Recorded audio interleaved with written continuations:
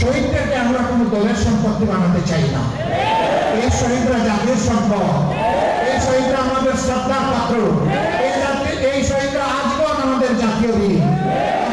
আমরা তাদেরকে সেই মর্যাদায় দেখতে চাই। অনেক সাংবাদিক বন্ধু আমাকে প্রশ্ন করেছেন, আপনাদের দলের কতজন শহীদ হয়েছে?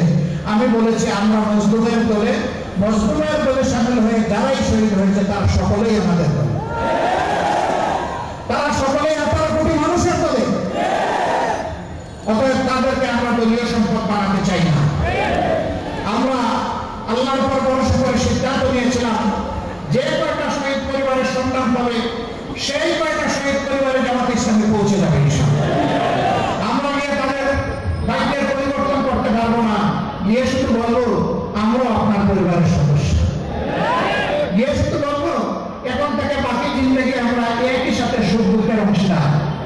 আমরা শুধু গিয়ে বলবো আপনারা যে গর্বিত শহীদ পরিবারের পিতা মাতা ভাই বোন সন্তান স্ত্রী, আসরের দিন ওই শহীদরা যখন আপনাদের জন্য আল্লাহর দরবারে শাফাআতের দোয়া করবেন সেদিন আমাদেরকে ভুলে যাবেন না, আমাদেরকেও আপনাদের সাথে রাখবেন। আপনজনদের কাপড়ের যত্নে আমার ভরসা যুগ যুগ ধরে এক্সপার্ট ডিটারজেন্ট জেট। আমরা এই কথাগুলো বলার জন্য তাদের কাছে সুবিধা আছে। সম্মানিত ভাইয়া, আহত হয়েছে লাখো লাখো তরুণ যুবক সাধারণ মানুষ, আলিম উলামা এই আন্দোলনে একাকার হয়ে গিয়েছিলেন। আল্লাহু আকবার।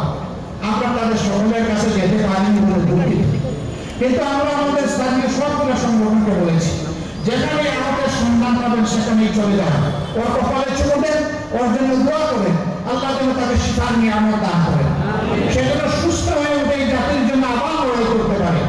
আমি হাসপাতালে গিয়েছি, হাত নাই পা নাই, জিজ্ঞেস করেছি তোমার অনুভূতিকে, বলে যে আমি খুব খুশি। আমি বলি কেন তুমি খুশি? আমার দেশ স্বাধীন হয়েছে। আল্লাহু আকবার, আল্লাহু আকবার। জিজ্ঞেস করেছি বাকি জিন্দেগি তোমাকে তো সতর্ক হয়ে চলতে হবে, বলে যে প্রয়োজনে আবার লড়াই করবো, এক হাত চলে গেছে আরেক হাত দেওয়ার জন্য প্রস্তুত আছি। স্যালুট, ওদেরকে সালাম জানাই, আল্লাহ এদের ইজ্জত বৃদ্ধি করবে। এরকম সন্তানেরা যে মায়ের গর্ভে জন্ম নিয়েছে সেই মা অবশ্যই সৌভাগ্যবান। আমরা সেই মায়ের জন্য দোয়া